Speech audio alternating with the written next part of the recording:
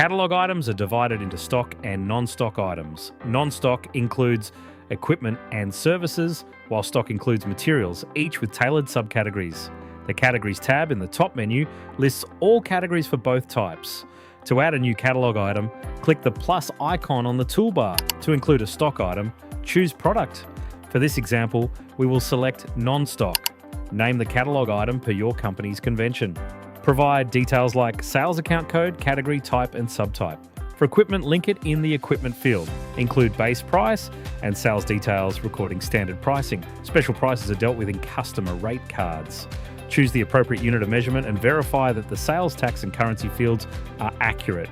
The description and default supplier fields are optional. If needed, use the tab at the top of the screen to add sub-items.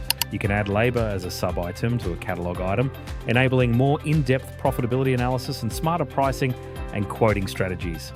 The rate card section in the left-hand pane contains both customer and supplier rate cards.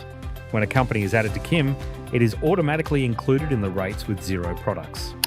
Rate cards are associated with both customers and projects, enabling you to assign project-specific rates as needed.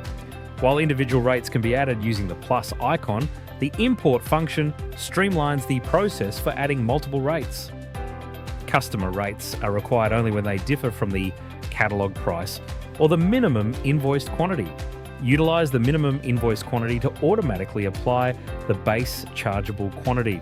Rates cards can be deleted in bulk by selecting the record checkbox, then selecting the 3 dots from the toolbar to delete.